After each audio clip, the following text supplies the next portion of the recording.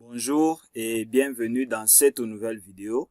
Aujourd'hui, nous allons voir comment est-ce qu'on peut faire les classements automatiques ici en Excel.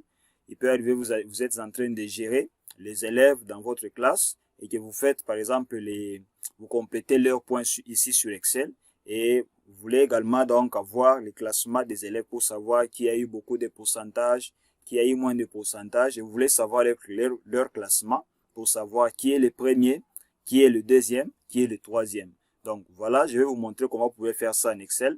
Je vais tout vous montrer, vous allez voir qu'il n'y a rien de compliqué. Alors si vous n'avez pas encore suivi des vidéos où on parlait de comment calculer le nombre d'échecs et comment programmer donc la décision. Donc vous pouvez suivre les vidéos sur notre chaîne hein, où on a essayé de parler sur la mise en forme et quelques formules. Vous allez pouvoir vous retrouver. Alors nous allons parler aujourd'hui du classement et là nous allons commencer avec le premier élève qui est là. Mais nous allons définir la formule partout hein, pour que ce soit automatique. Alors, qu'est-ce que nous allons faire? Je vais faire tout simplement égal. Je prends la fonction rang. La fonction rang. Ne prenez pas les autres ici. Prenez tout simplement la fonction rang tout court. Vous cliquez là-bas. Et là, il me demande les nombres. Les nombres, je vais prendre tout simplement la première cellule parce que nous voulons d'abord savoir par rapport à la première cellule qui est là. Je prends ces nombres-là. Donc, qui est en soi les pourcentages de l'élève. Parce que c'est sur base des pourcentages qu'on peut savoir qui est premier, qui est deuxième, qui est troisième.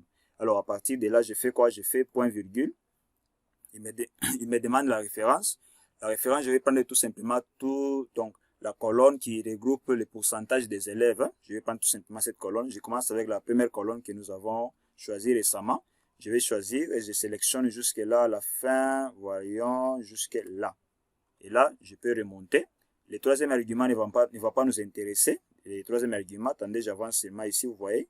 Donc, vous allez voir qu'il y a un troisième argument qui est l'ordre, mais ça ne va pas nous intéresser. Alors, pour que la formule puisse prendre effet, nous allons ajouter des signes de dollars hein, sur nos cellules ici. Donc, je vais prendre des dollars là-bas. Donc, devant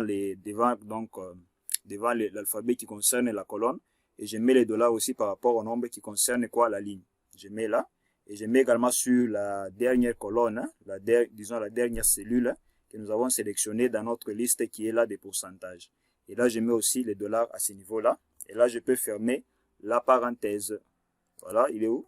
Voilà, la parenthèse. Et là, je fais entrer. Directement, il me dit quoi? Deuxième. Là, il a proclamé tout simplement pour un seul élève parce qu'on n'a pas encore défilé la formule jusque là en bas. Alors, je vais défiler la formule jusque là en bas. Voilà, voilà, voilà.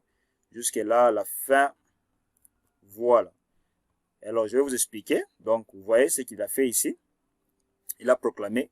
Le premier, il est là. Et quand on regarde ici, il a 62,9.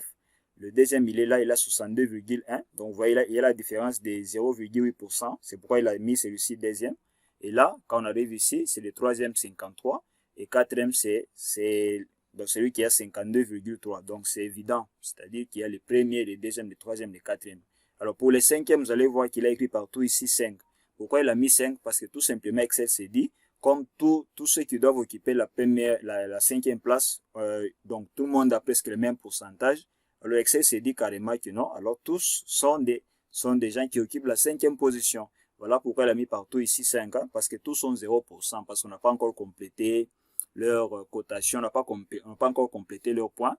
Voilà pourquoi Excel réagit donc de cette façon-là. Donc c'est de cette manière que vous pouvez faire, Excel peut faire le classement automatique, juste en utilisant cette petite formule. Vous allez pouvoir faire les classements, non seulement pour les élèves, même si vous organisez un tournoi, et à base des points qu'ils ont eu, vous voulez par exemple, Excel puisse faire déjà les classements automatiques des gagnants. Vous pouvez utiliser cette méthode ici, ça va très bien marcher, tout comme pour les élèves, tout comme pour les étudiants, tout comme pour ceux qui ont joué au tournoi. La méthode ici fonctionne sans problème. Alors, je reste toujours à votre écoute. S'il y a une difficulté, n'hésitez pas à m'écrire en commentaire. Je suis là pour vous répondre, je suis là pour vous assister et j'espère que vous aimez nos contenus. Vous n'allez pas hésiter à vous abonner, pourquoi pas partager à tous ceux qui veulent aussi apprendre certaines choses ici en Excel et d'autres astuces informatiques. Alors pour aujourd'hui, on se dit ciao pour la prochaine vidéo.